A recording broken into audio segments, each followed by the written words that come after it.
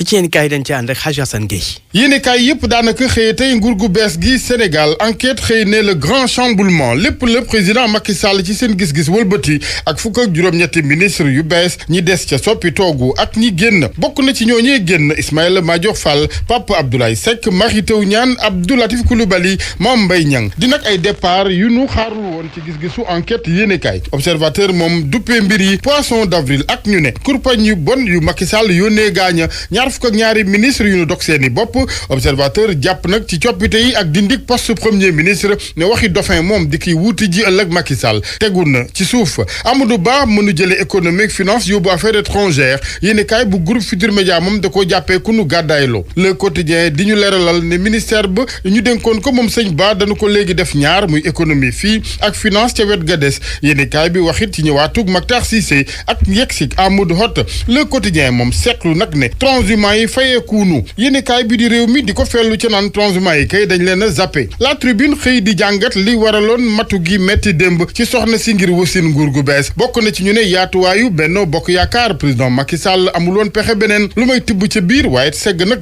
profil ya ba ca topp mooy resserrement di wàññeek dajale yenn ministères yu nu xamle woon ak la muy laaj ci dépense ak doxalin yeneen ca partenaire yu Sénégal rawatina këru koppar yu mag yi taxawoon di may gët sunum réew tribune ne lii lépp bokk na ci li waral jigéen wérul ji xaw tuut démb yëf yi mujj ci césarienne les échos moom Amadou Ba la gis ne moo yeexal ci walug liste bi démb yéene kaay bi ne nag du ca mën a sori ndax secret d'état waaye démb daal yëf yi ñu ne foofee la tagga témbe woon lu ñeel Mansour Faye goroy président ñu ne les échos dafa jàpp ne tey la ñu ko gën a dooleel ndax bu dee naam fa mu nekkoon am na doole la ñu ko dénk léegi naka noonu di développement communautaire ak équité sociale ndax ñu ne programme yi du PUMA PUDC bourse familiale ak yeneen i kuréel yi président nar a taxawali ngir néew doole yépp ci yoxoom lay tàbbi moom Mansour Faye waa Médina ñoom yéene kaay bi dafa jàpp ne dañ leen a ren di xatiit Ziguinchor ñu fay leen seenug lànk woteel Benno Bokk Yaakaar libération moom jàppul ne Amadou Ba dañu ko delloo ginnaaw waaye sas bu bees lañu ko dénk ñu ne maanaam luy gën a taaral diplomatie bu Sénégal ak wàllu coopération internationale ginnaaw ñu ne moom Amadou Ba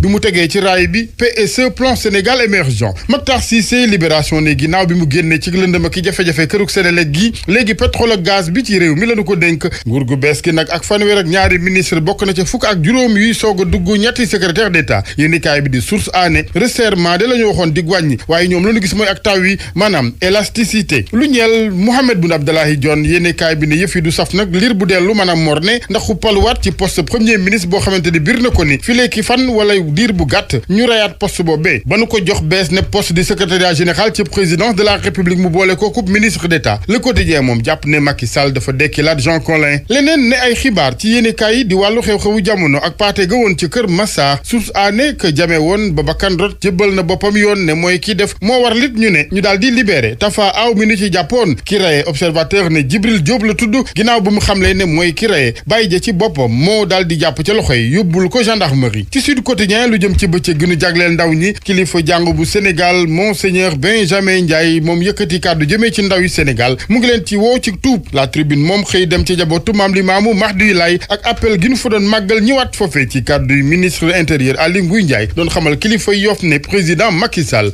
lépp luy liggéey ñu sumb ko ci diwaan gu tedd ga dinañ ko yeggale incha allah. Home Choice